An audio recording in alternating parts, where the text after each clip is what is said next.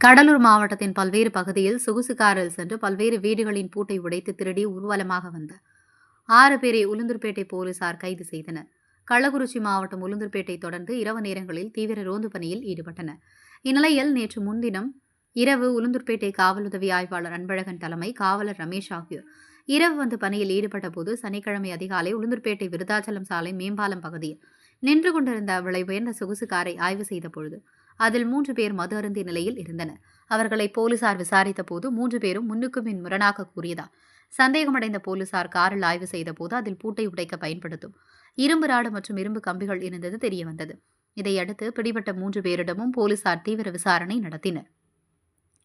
அதில் கடலூர் மாவட்டம் பண்ருட்டி பகுதியை சேர்ந்த 6 பேர் ஒரே காரில் வந்ததும் அதில் 3 பேர் அந்த பகுதியில் சிறுநீர் கழிக்க சென்றதாகவும் கூறினர்.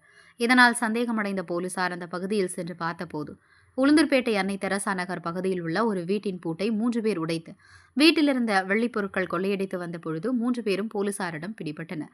மேலும் அவர்களிடம் விசாரித்த போது கடலூர் மாவட்டம் பண்ருட்டி பகுதியை சேர்ந்த 6 பேர் காரில் வந்ததாகவும் 3 பேர் அந்த சொகுசு காரில் இருந்ததாகவும் 3 நபர்கள் வீடு புகுந்து கொள்ளையடிக்க வந்ததும் விசாரணையில் தெரியவந்தது.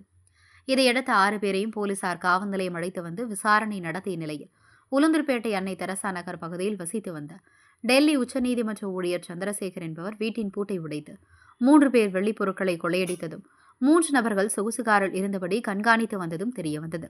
தொடர்ந்து போலீசார் அவர்களிடம் நடத்திய தீவிர விசாரணையில் பண்ருட்டி அருகே உள்ள நடுவீரப்பட்டு கிராமத்தை சேர்ந்த சாய்குமார் என்ற இளைஞர் அவரது நண்பர் சதீஷ் என்பவரின் சொகுசு காரை திருவண்ணாமலை கார்த்திகை தீபத்துக்கு செல்வதாக கூறி எடுத்து சென்றதாகும்.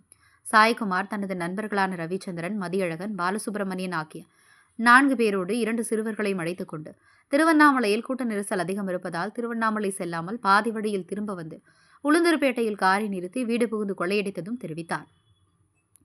இதையடுத்து அவர்களிடம் போலீசார் தொடர்ந்து விசாரித்தனர். மேலும் கைது செய்யப்பட்ட சாய்குமார், ரவிச்சந்திரன் உட்பட 6 பேர் மீது பண்ருட்டி, நெய்வேலி, வடலூர், சிதம்பரம் உள்ளிட்ட காவல் நிலையங்களில் வழிப்பறி, வீடு புகுந்து கொள்ளையடித்தல், கஞ்சா கடத்தல் உட்பட பல வழக்குகள் இருந்து வருவதும் போலீஸ் விசாரணையில் தெரியவந்தது. இதையடுத்து சாய்குமார், ரவிச்சந்திரன், மதியழகன், பாலசுப்ரமணியன் மற்றும் 2 சிறுவர்கள் உட்பட 6 பேரை கைது செய்த போலீசார் அவர்கள் மீது வீட்டின் பூட்டை உடைத்து கொள்ளையடித்ததாக வழக்கு பதிவு செய்ததோடு 6 பேரையும் கைது செய்து உளுந்தூர்பேட்டை குற்றவியல் நீதிமன்றத்தில் ஆஜர்படுத்தினர். மேலும் அவர்கள் கொள்ளையடித்த வெள்ளிப் பொருட்கள், கொள்ளையடிக்க பயன்படுத்திய இரும்பு ராடு மற்றும் இரும்பு கம்பி, சொகுசு கார் ஆகியவற்றை பறிமுதல் செய்து விசாரணை நடத்தி வருகின்றனர்.